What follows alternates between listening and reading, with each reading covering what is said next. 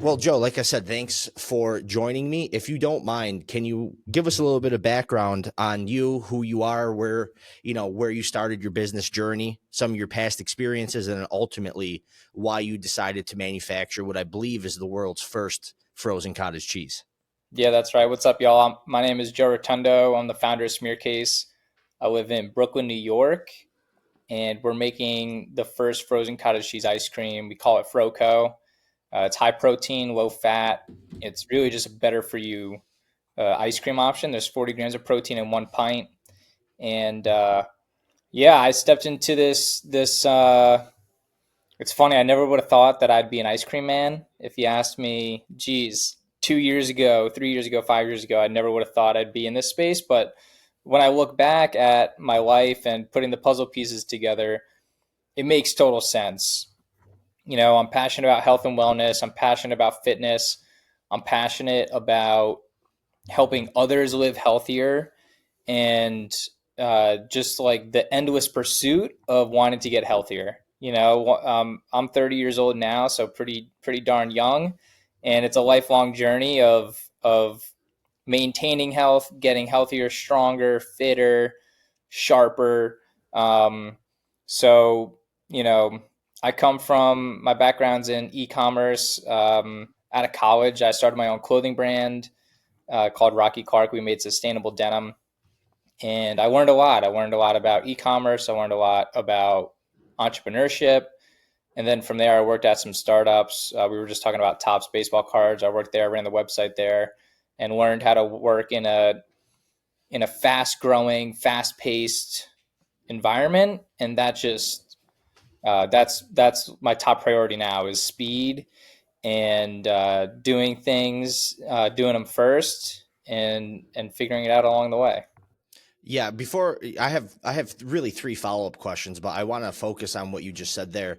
I feel like a lot of people in the beginning don't prioritize speed and they're trying to be super thorough and they're trying to do every single thing right. But, there can be a refinement process along the way as you're building your company, right? Or for on our end as we're onboarding new vendors, et cetera. Sometimes it's better just to get it done, get the process going, and then build in a refinement process. Is that how you're working with Smearcase? Rather be first to market, first with the new flavors, and then make the adjustments as you go? Yeah, they're my favorite. One of my favorite quotes from Virgil Abloh, famous designer, is "There's always a version two of everything." Exactly. There's always room for iteration. There's always room for improvement. I think the one of the reasons why I prioritize speed is I hate wasting my time. So why not do it as fast as you can to figure out if it's actually going to work instead of spending so much time in this state of analysis, which creates paralysis, and then you're just thinking about it and it's not perfect. How will they react? It's not good enough. You just won't know until you put it out there. I think, sure, I'm an entrepreneur. I have a brand. By the end of the day, like, I'm an artist. I'm a creator, right? I want to share my art with the world, and my art right now just so happens to be an ice cream brand.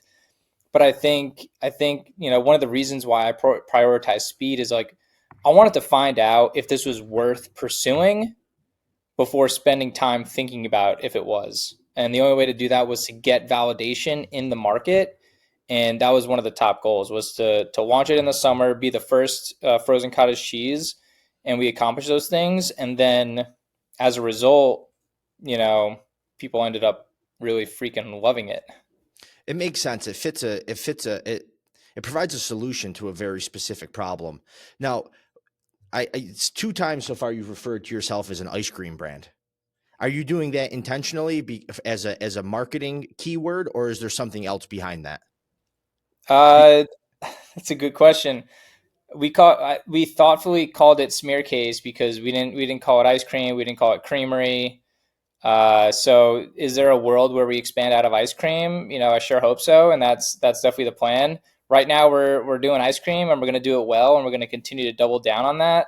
I think I call it an ice cream brand because at the end of the day, ice cream is fun. Sure. You know what I mean? And it's a fun world to be in. People like ice cream. It's comforting, and we're doing it by adding some nutritional value. Got it. Now, okay, so there was a point in time when Smearcase didn't exist. but you had extensive e-commerce background. Typically e-commerce, we think of non-perishables, right? To really, you look at the biggest e-commerce platforms, whether it be Amazon, Walmart, TikTok, or brands, generally speaking, as a rule of thumb, they're non-perishables. So you clearly had experience working at a company like Tops or Candy Digital, et cetera, that I'm sure you could have private labeled a Chinese product and used what you know in PPC marketing and how to leverage platforms to probably grow a business that could do 15, 20 million a year in revenue. Right. That's right in your skill set. Why did you make the decision to go perishable, essentially nullifying 90% of your skill set? Oh, that's such a good question. Wow. Uh, yeah, to tell you the truth, I'm kicking myself right now. You Really? know what I mean? Totally. Yeah. Okay. Before Smearcase, I had about three drop shipping websites, one for golf, one for skiing, and one for all natural dog goods. And they're all lucrative, I bet. Yeah, at the time Yeah. I sort of shut them down to put my full-time effort into Smearcase, Mm-hmm. but yeah, when I decided to leave corporate, I took a step back and I asked myself, just like you asked me, like, how can I leverage my skill set? Yeah. You know, I know e-commerce, I know markets, I know what people desire. So I put my creativity into those and built the brands, curated the merchandise, had some ads running, all that. And then I go into a complete other direction of perishable, right? So yeah, in a perfect world, do I wish we had a shelf stable product that we could have on Amazon and have D2C and really double down on digital marketing? Hell yeah. But that just wasn't in the cards for us, you know? And it's not going to be. It's incredibly difficult to ship frozen. It's costly. It's really just a marketing exercise. So yeah, at this point it just is what it is, and that's the direction I was pointed to go, and that's just where I sort of ended up taking. But there has to be some overlap, right? Because again, you still have Google SEO, you still have search volume just outside of a platform, let's say Amazon, that can grow brand equity value. And I know you're kind of leveraging some of it in your in-store stuff. I'm assuming in your in-store demos, you have links to your website to learn more about the brand. But how has your e-commerce experience helped develop a marketing strategy in the real world? Because that's So it's something fully like integrated. I'm an e-commerce guy, Sure. right? So I think of everything in terms of a click. But when Yeah. you get into a store on a shelf, that's a completely different thing. So I'm curious where you think you're better positioned than people that don't have the e-commerce experience, and where you think you need to catch up. Because right, because I give you the reason why I'm asking it. Where I'm from in New York, I'm in Utica, New York. I'm upstate.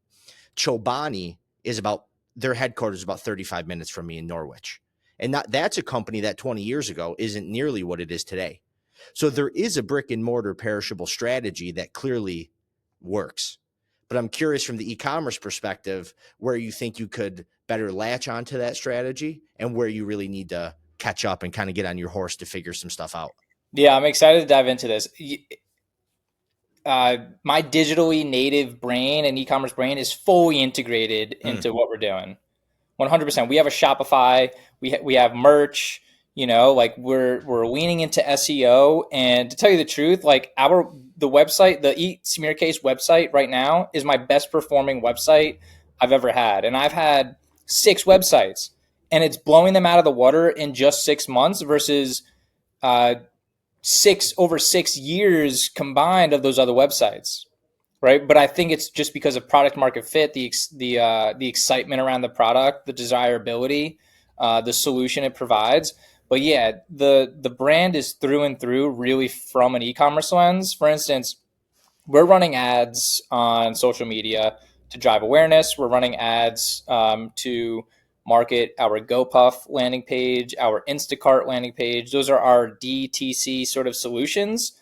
But every single marketing exercise we do, from my standpoint, needs to have ROI. And I think that's where it comes through. Like, it can't just be intangible, like, oh, we hope that we just get impressions or drive awareness. It's like, no, we need actual data points on the dollar that we're spending. Like, as a startup, our dollar needs to go as far as possible, and it needs to be as efficient as possible. So having that digitally native brain and implementing that sort of thought process on to the real world brick and mortar is like integral. And to your point, like we're always we have QR codes. We're always driving people to our socials. We're always driving people to our newsletter sign up and the store location page on our website. Um, so yeah, my e-commerce experience has 100% lent a hand into what we're building today, and I think that's what makes us sort of a force to reckon with, right? Because we're looking at it through the lens of like this data needs to validate all of our decisions. That's smart. I do a lot of business in the e-commerce space, and I think something that you said there is, your marketing campaigns have to be profitable, right? So that's kind of that ROAS ACOS sort of mindset. Whereas sometimes conventional companies or even e-commerce companies, I'm sure you've seen this, they don't really have a good way to monitor the profitability of their campaigns. Like they know it's driving traffic, they know it's getting impressions or sessions, however you want to frame it. But at the end of the day, marketing is designed for profitability. So you think that looking at all of the, let's say, I'll just use Amazon as an example, years of reviewing Amazon campaign manager data has helped you monitor the data points in the real world, whether it be, I don't know, one of your major customers is ShopRite. Am I correct? Or even the Instacart sales. So you do have a way to monitor all of that profitability. And what does that look like? Because I'm assuming now you're talking omni-channel, so everything isn't nicely packaged in one platform. Yeah. So I have spreadsheets and I'm monitoring data. I'm monitoring the impressions, the cost per click, the ROAS. Yeah. Like we're at one time we can have anywhere between 5 to 20 Instagram meta ads running, and we're putting more gas on our winners and pulling the losers. But like we don't know that. We only know that because I'm in there every single day and monitoring those campaigns, right? So um, we're putting a lot of gas on Instacart because that is directly correlated with a purchase. And a lot of our Instacart integrations are at ShopRite, at Morton Williams. So, for us, we can't be there all the time doing store demos, but man, we can be pushing these customers ads on Instacart to get that purchase. And we're not only building the awareness and getting impressions, but like the ultimate goal is to have the sale and to create that lifelong customer. It's super smart. And you said something that really is, I think, is super smart. And I'm very naive to this, is using Instacart as your DTC platform.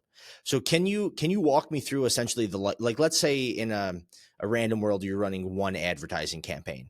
Can you walk me through the life cycle of that advertising campaign and how ultimately a package of Smearcase ends up in someone's cart?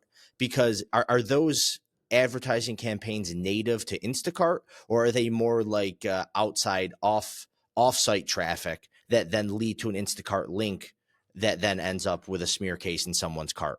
Yeah, so the Instacart ads are on the Instacart platform Got it. versus our GoPuff ads. We have control over that, and like the GoPuff ads are really risky for us because we can have a link in there, and if the customer doesn't have GoPuff downloaded or doesn't know that this will take you to GoPuff, it'll take you to the App Store, and it's just a broken link. It's not the best experience, right? So GoPuff is like our DTC in-house, and then Instacart, we're on the Instacart platform. So we've been running a couple different Instacart ad campaigns. We run promotional offers, so buy one get $1 off, buy two get $2 off, buy one get one free, stuff like that. And then we're also experimenting with manual ad campaigns and then optimized ad campaigns is what they call. So the manual, we have control over, like, hey, we want to spend against these search terms. Mm-hmm. Who are our competitors? Are these people looking for cottage cheese? Are they looking for a healthy dessert? And then we're doing optimized, where we optimize our SEO for our product page, and then the AI just does their thing. And what we found is that our manual campaigns are way more effective because we know our customer and we know what they're searching for, and we can see this is what they typed in and then this is how they found us. So it's like, okay, they're looking for Halo Top, but then they discover us. Let's put more money against that search term, right? So it's been really cool getting into that side where now, like you said, we're monitoring our Google performance, we're monitoring our Meta ads, and now we're monitoring our Instacart campaigns. So like I have a spreadsheet built, and it just like calculates like, hey, it tells me like, hey, this has been your best ad, right? And then I'm like, okay, out of the 20 ads that we've run in our lifetime, there's only been two really good winners that we're just going to continue to pour gas on. Yeah. Yeah, I mean, because even though you use the terms manual and optimized, as a subset of manual, there is manual optimization as well, right? Because I'm assuming you're doing a lot of negative keyword targeting. I'm assuming you're doing a lot of things to say, hey, we got to feed the winners, we got to let the losers die. But those winners are constantly changing. And sometimes I notice that the AI optimized auto campaigns can then start to really feed your manual campaigns. Because if something works in an optimized campaign, let's say Halo Top, uh, a cherry, just as an example, right? If that's working, you can then get a lot more niche and a lot more specific with long tail strategies, Halo Top Cherry 8.6 ounce or whatever it may be. Do you find that sort of strategy being something that's really profitable in terms of ROAS, harvesting and then deploying capital towards what's been harvested? Yeah, right now, like we're so early in that life cycle that like right now we're sort of just throwing everything at the wall to see what sticks. You have to. There has to Yeah, be a testing phase. totally. And that's what we're in right now. But I think what's exciting is that like we're getting so much data that will just help us inform decisions. And like right now, our cost per click might be $3, which is freaking It's crazy. crazy. But over Yeah. time, that's going to go down to 30 cents because we have Right. all the data and we know how to run super efficient ads. And you know what's super exciting now is we're in about 100 stores. Next year we'll be in 1,000 or something like that, and that's when we really need to be efficient so we're not just wasting money. So we're doing it on such a micro level right now, and we can spend $500 a month and get great data, and when that dollar amount goes to $5,000 a month, it's going to go even further. Yeah.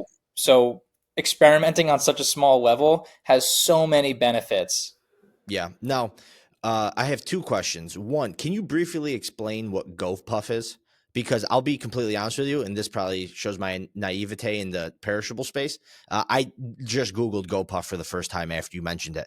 But what I'm seeing is it seems like it's a metropolitan, like a very urban metropolitan micro fulfillment, almost like a ghost market, so to speak, where there's no in store purchasing, or am I? What does that look like? Yeah, so GoPuff has 17 locations in the five boroughs, New York City. Smart. And some of them you can go in and shop, but some of them are just convenience stores that these the GoPuff delivery drivers, they pull the products from, and then they deliver them. So it's on bike, on via car, and yeah, it's right now we're only available in New York City. I believe they have Philadelphia and California.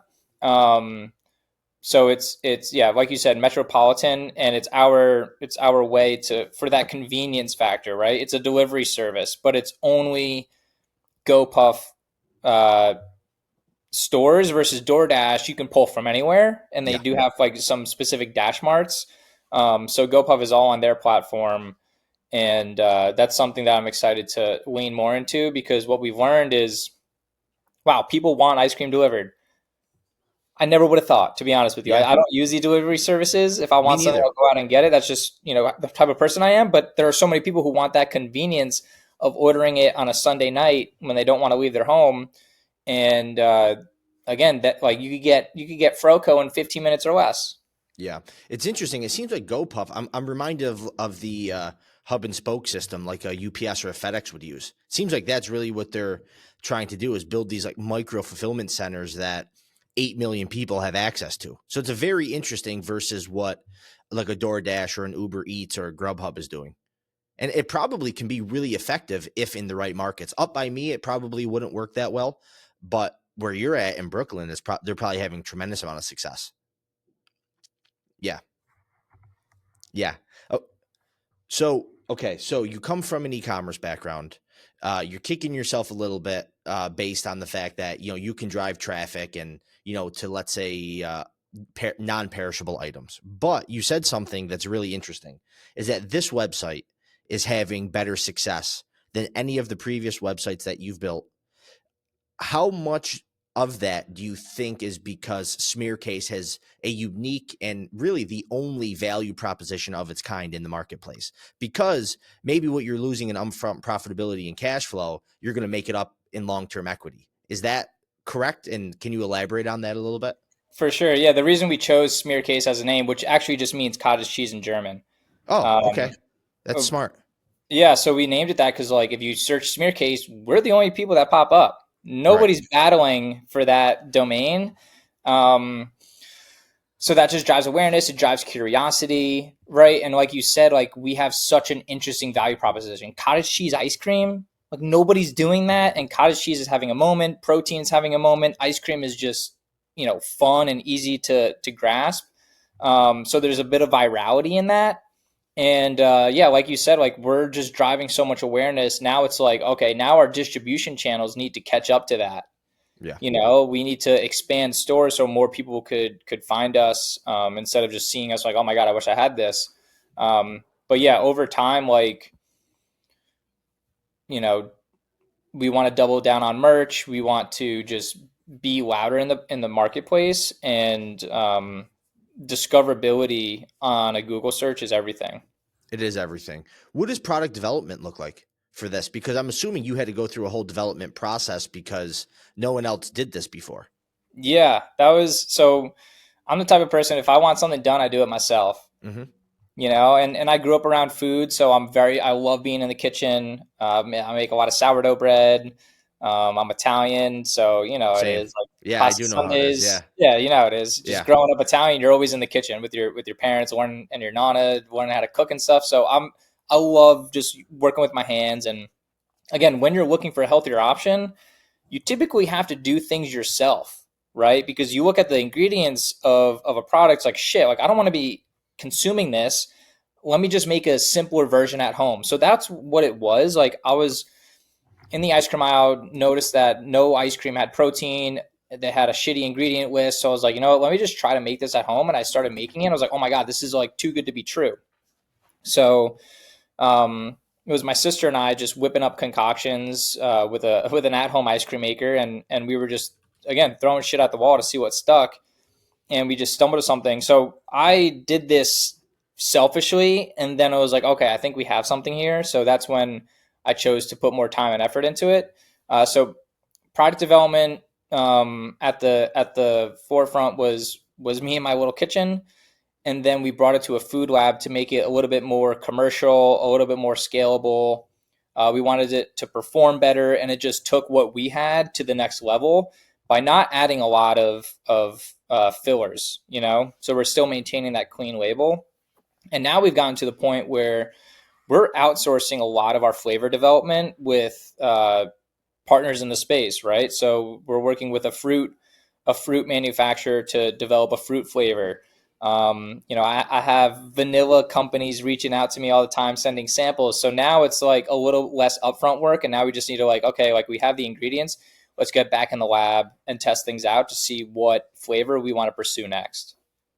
You said something there that I never thought of before. This is an interesting conversation because I really don't think anything perishable. But the fact that it's frozen, freezing is a way to preserve something without having to put a lot of nasty chemicals and ingredients in it. Right. So you are able to provide a product to the market that customers want without having to sacrifice the ingredients label. Do you find it a bit easier to come up with new recipes, flavors, concoctions, so to speak, by fact that you're frozen? Oh wow. So being frozen is a blessing and a curse. Like, it's a blessing because we have a long shelf life. Yep. Um, you know, and it's frozen in time. But with that, like, we need to add a stabilization agent to make sure that it stays together and it doesn't get icy. Like, something that just came out in the news is, like, ice cream companies put antifreeze in their ice cream to prevent it from getting icy, right? But we're substituting that with all natural stabilization agents like collagen Hmm. and pectin to maintain the integrity of the product. So when you pull it out of the freezer, you let it thaw a little bit, and then it scoops and it's creamy and it stays together, right? So It's a blessing and a curse. I think, with that, logistics are tough. Like we need, instead of just storing our product in a warehouse, we have to store it in a frozen state. So that just adds some overhead, and then we need to ship it frozen. So there's complexity there. Um, but what's nice is like we can produce a lot of inventory and not be afraid of it expiring in a month or two. Yeah. So it sounds like for logistics and distribution, there's a lot of third party warehousing and trucking going on, right? Because refrigerated warehouse space is basically as expensive as it gets. So can you yeah, so can you talk about what distribution and logistics looks like? I know you're working a lot with Wake Fern just as a result of being in all the shop rights. So if you're working with a Wake Fern, do they pick up or does your third party warehouse deliver? What are the economics of that? Because that's something I would assume you really have to pay attention to in terms of your margins, because now you're running campaigns and you're buying dairy and you're renting and leasing, really not even frozen warehouse and trucking. Yeah, it's a lot of everybody. So many people touch the product and they all want to get paid. Everybody wants to get paid. Everybody wants to get paid, and I respect that. It's a business at the end of the day. But yeah, it's a lot to manage, but that's the fun part. It's like, all right, how can we problem solve? What chess pieces do we need to move around to make this happen? And we've been really fortunate enough to surround ourselves with just great partners. And just like right now, being in the tri-state area, we have such an integrated network where everybody knows each other in the ice Yeah. cream industry. So, when we found our co-packer, they're like, oh, we have a 3PL that we use, and they take it, they pick it up, they not only pick up our product, they pick up other products at the co-packer to reduce our freight, and then they take it to their warehouse, right? And then from the warehouse, we have it in storage, and then our distribution partners will pick it up from there. So it's FOB. So like we're trying to sort of hack the system in a way to reduce our cost, but also lean on our partners to manage the logistics and take that weight off our shoulders. Because at the end of the day, like our job is to market this product and build the brand. If when we can get weight off our shoulders to outsource logistics and operations, we're always going to explore.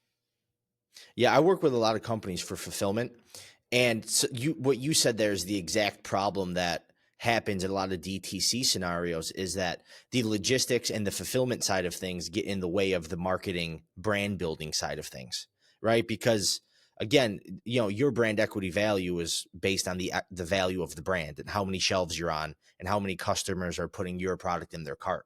It's not so much on the actual warehousing or packaging of the product. So there's a balance there. And I've seen, back to your original point about some people getting stuck on version one. I think a lot of people get stuck specifically in brand building and manufacturing with thinking at day one they have to do everything themselves.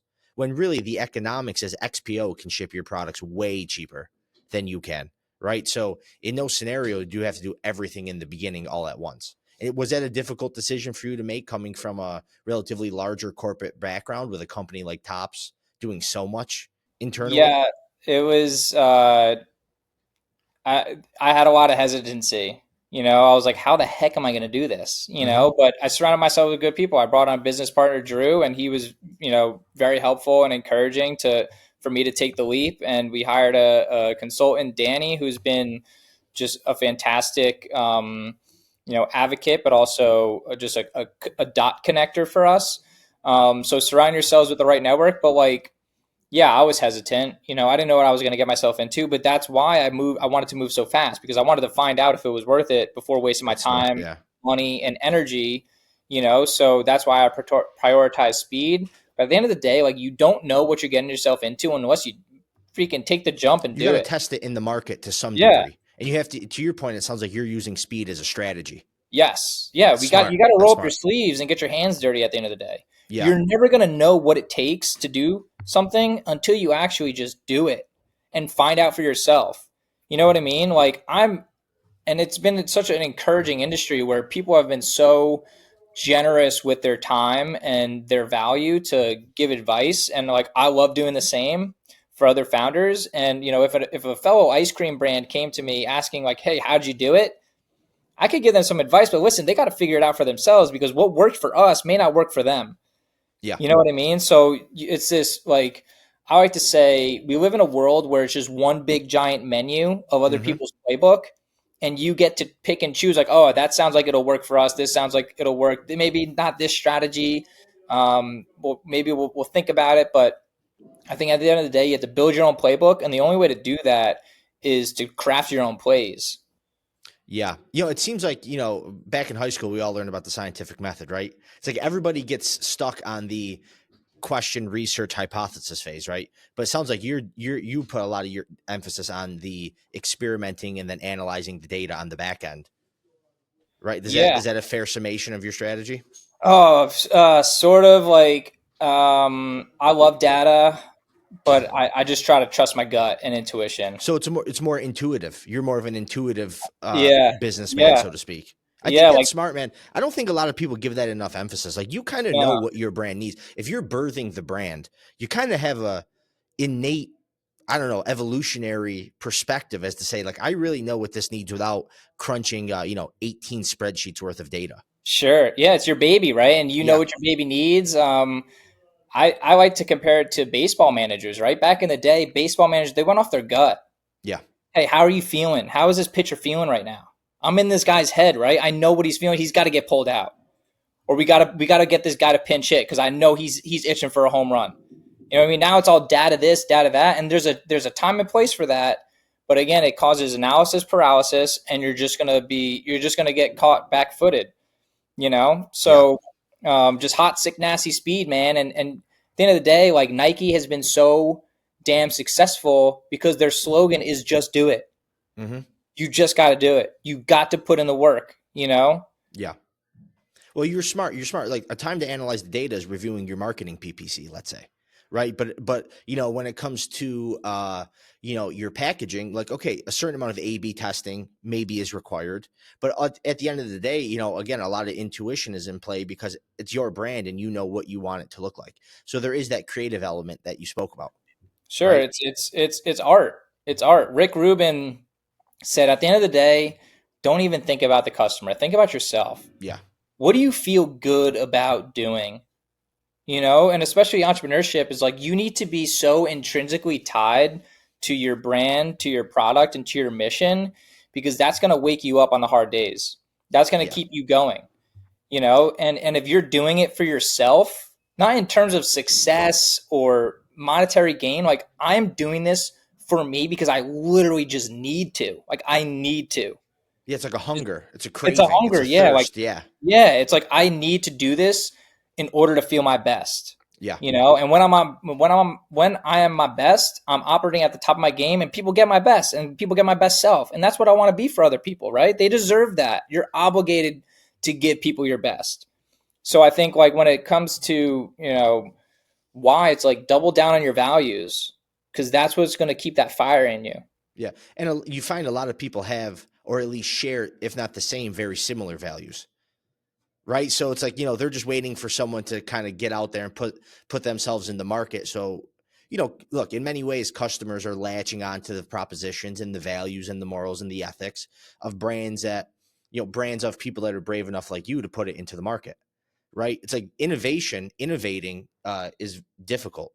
Right. Specifically in big food, because I mean, what is it? There's like 8 companies that own every single brand that we all eat. Right.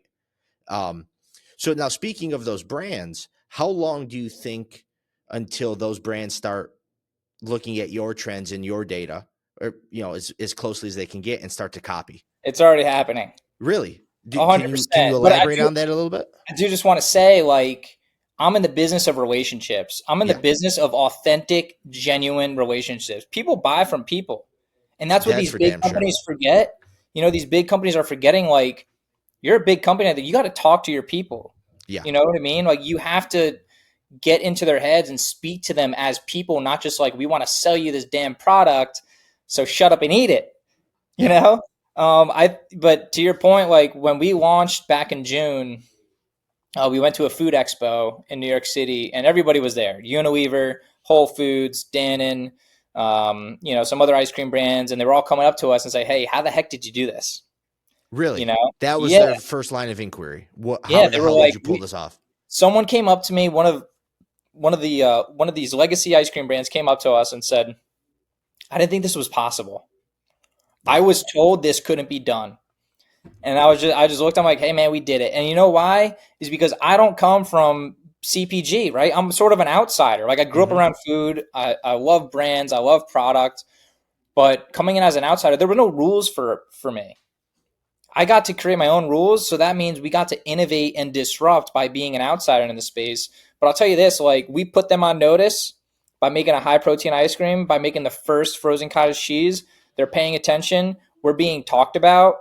And it's not a matter of if, it's just a matter of when another frozen cottage cheese ice cream brand comes out. But these big brands are taking notice. They're going to have to follow suit because that's just the way the market's going. But at the end of the day, I think emerging brands and startups and founder-led brands are such at a point of advantage because we can speak to our customer can speak to us, and we're building authentic connections that these big companies can't. That's smart. And I think that's an interesting perspective because yes, basically the future is going to have more competition, but if they're catching on and they're saying, "How the hell did you do this?" That has to be kind of a boost for you to say, "Well, I really am onto something. I'm not crazy." Yeah, it Right? Like was. if Haagen Dazs comes up to you and say, "How the fuck did you figure this out?" You Yeah, got to, right? I mean, so did you feel that way after that first show? Say, it "Wow, I was. really, really have something here." It was definitely validating. It was definitely a Yeah. boost of confidence, but like it can't cause complacency. We No, still no, got to go because out they'll and do just our eat you job. up. They will Unilever doesn't really care about you, Sure, no, right? not at all. But and they have the money to go out and squash us in competition, like straight up. That's just the reality. That's the truth. So if they're going to be Yeah, sharks, we got to be straight up dogs out there and go out and yeah, fight. You know what I right. mean? Yeah, And because their that's advertising budget might be 50,000 a month. yeah. Yeah, But that's what's exciting. Like yeah, that's like the one of the best parts about living in America is that entrepreneurship is at the core of this yeah. nation. It's You can amazing. go out there and like you can go out there and put something out into the market to see if it does well. And the best thing for you is competition. Yeah, The best thing for a gas station is a gas station across the street. How crazy is that? yeah, Right? So, it's fun right now at saying that we're the first and only, but man, I also can't wait to see other people entering the space because that's just further validation for us and increased awareness for what we're doing. And yeah, again, competition at the end of the day fuels success, and I'm excited to see where the space goes. it's really biblical. It's iron sharpens iron. You know what I mean? Like you get ConAgra and Unilever and whoever else, kind of competing for shelf space. You got to be sharp.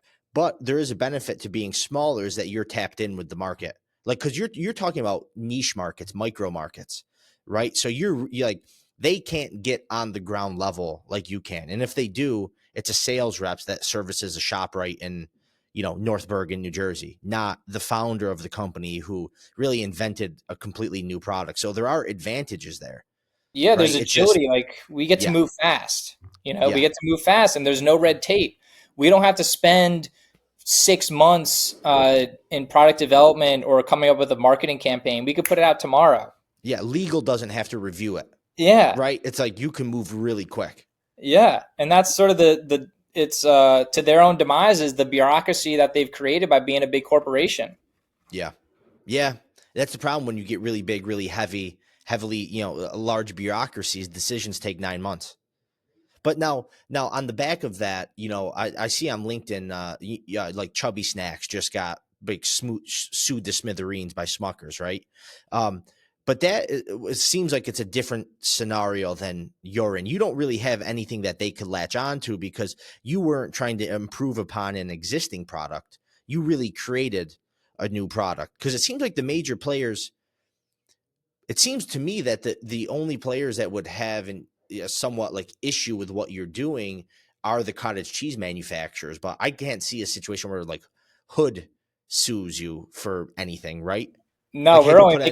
we're making their lives better. You know what I Yeah, mean? yeah, Like we're exactly. just selling more cottage cheese at the end of the That day. was my thought. Is that Yeah. attention to the cottage cheese market is good for cottage cheese manufacturers? So you think the main issue would be ice cream, Halo Top, Talenti, and then frozen yogurt? Sure. Yeah. I mean, Got it. hey, at the end of the day, like we got to be careful about the shots we take. Yeah, You know what I mean? yeah. We're so mindful of the claims that we're making. Um, and like, not that I want to tread lightly because that's not the type of person I am. Like Yeah. I want to make noise and I want to be loud and I want attention. At the end of the day, that's our job is to draw attention, capture people's minds, right? Like that is marketing and that is just the world that we live in, consumerism. But yeah, at the end of the day, like who the heck knows. I there's a saying that I love. It's come at the king, you best not miss, right? That's And for damn sure. that's what I tell to other frozen cottage cheese brands. But man, I got to tell myself that to these big companies too. Like we Yeah. can't take shots at them because who knows what they come up with to come after us, and they could just stomp us out and suffocate us because we're so small right now. Yeah. But that's what makes it fun, man. Competition, like, geez, there's nothing like going out on a basketball court and talking some shit. Yeah. As long as you can back it up, like that's the Hmm. fun part. Yeah. Yeah, you're 100% right. I just I know we have to wrap it up soon. I just have two more questions. You mentioned the quote unquote shots you take. Are your marketing material, let's call it, your phrases, your keywords, the way that you're positioning yourself against competitors, how deliberate and analyzed is that? Is it really, is that a situation where it's all intuitive, or is that a situation where you're reviewing it to make sure you're not stepping over any lines you can't come back from? Or furthermore, how do you know you're targeting the right market with that marketing material? Yeah, it's a great question. It's a little bit of firing from the hip, to be honest with you, Okay. just because like we're so small, scrappy, lean, and mean. There is thought process that goes into it, but like we want to stay playful, we want to stay witty. I think at the end of the day, like I just try to be as natural with the voice as possible of the brand, and at the end of the day, it's like it's funneled through my lens of like, hey, I think this will work, and that's just being tapped into the market, the customer, the brand. But yeah, it'll come. There'll come a point where we grow and want to pay a little bit more attention to stuff like that. There have been times where Drew has checked me on like, hey man, don't say this, say that. Maybe we should be a little bit more mindful, and like those checks are so helpful. But again, like we don't have to run anything by legal. We don't have to, have big marketing teams come up with this campaign and then, you spend 3 months working on it, realize it doesn't hit. At the end of the day, we're trying to capture attention, so we're always going to shoot our shot. Yeah, that's smart. Last question for me is, so I come from an e-commerce background like you. We're typical, seeing fee structures, and our upfront costs just provided to us by Amazon, right? In terms of a fulfillment fee and a referral fee, let's say.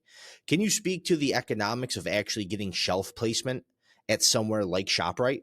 Because that is, again, I don't think a lot of people outside of the industry realize that they don't give up that shelf space for free, right? They're getting something for it. So what has that been like, you pushing into the CPG space, having to negotiate with, grocery stores and huge chains, and kind of having to understand the fee structures associated with being next to a Halo Top or something? Yeah, there's at the end of the day, everything's negotiable. Right. That was one of the biggest learning curves I entering can this imagine. industry. Yeah. There's no industry standard. Everybody does it different. Everybody has a different process. Everybody has a different fee structure. So it's like, all right, how can we keep track of Whole Foods and ShopRite? How can we keep track of GoPuff? Like all these, are the CRM of things. Um, that was the toughest onboarding learning curve. But I think we're in a really good position because we have something that's desirable. We have something that's super unique, differentiated, and innovative. And it's the way the market is going. So we're able to really push back because we want to own, like, if we pay a huge slotting fee, that takes dollars out of our pocket to drive traffic to the store. You know what I mean? And as a Yeah. small brand, like, again, we want to make a dollar go as far as it can. So we've been really fortunate enough to have a desirable product, not only from customers, but from grocery buyers and retailers, where they believe in our mission, they believe what we're striving for, and they're willing to work with us because again, like these grocery stores, their job is to drive foot traffic and drive velocity, drive units.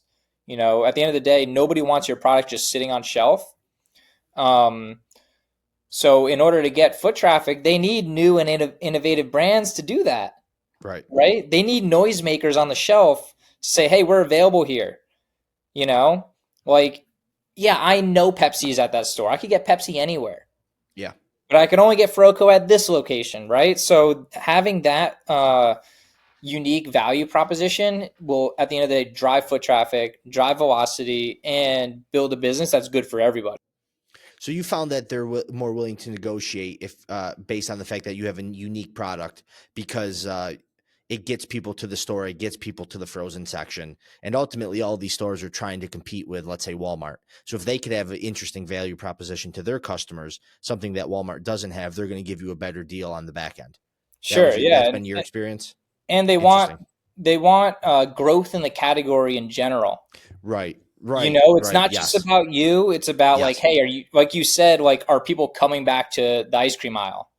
You know, ice Yeah. cream is a little, it's, we know it's unhealthy. We know it's a dessert. We know it's a treat.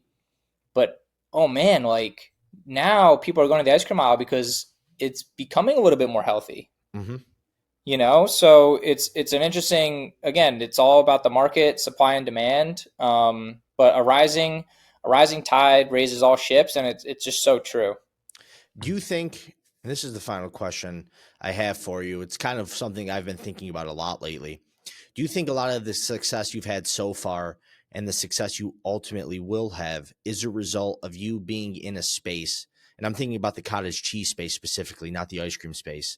Um, you're in a space where there is not a lot of brand awareness and or loyalty, meaning that I think a lot of people are just as willing to buy a Sam's Choice cottage cheese as they are a Hood cottage cheese. I see something similar, maybe like spices or some of these like, stuff you buy every day, like pickles. Like nobody really, I've never really met anyone that has affinity to Mount Olive versus, some other brand. So do you think that's something interesting for you in your space that there isn't as much brand loyalty to like, again, Hood cottage cheese? Geez, I think a big part of my success is God put me in a position for me to succeed, and He's putting There me you where go. I need to be. You know what I Okay. mean? Yeah. Like, Right place, right time. right place, right Right time. Like, guy. Yeah. he knows where I need to be. He knows my skill set. He knows my value, and this is the mission that He gave me. You Mm, know, and I tie all my success to that. But in terms of brand loyalty, I think people are willing to make a change if there's a healthier option out there. We all yeah. want to live All happier, ties back healthy to that. lives. Yeah. Yeah. But also at the end of the day, you want to create a generational product. You know, if Yeah. your kids see you eating Froco from Smearcase, they're going to see them. Oh, wow, I want that. I want some. I want what dad's having or my Hmm. sister's having. You know, so there is a bit of generationality to it. Um, but yeah, man, the road to where I am now has been a big puzzle piece, but I just give glory to God that I'm here for a reason, and this is what I'm meant to be working on right now. Amazing. I could get behind that. Well, listen, Joe, thank you so much for your time. I think you have an interesting product. I think you have the right personality to grow a huge brand. I really like you a lot. Right now, it's only in, just so everybody knows, it's only in New Jersey and Connecticut, or New is it? York, New York, New Jersey, Connecticut. We're expanding to down in Florida, which is super exciting. And yeah, throughout the rest of the year, we're going to be super aggressive on which stores we're tackling. So if we're not in a store that you want to see us in, ask them, reach out to us, give us a lead, and we'll make it happen. But Joe, I really appreciate you having me on. Amazing. I just love this conversation, man. I appreciate your questions. This has been a ton of fun. Same. Thanks, Joe.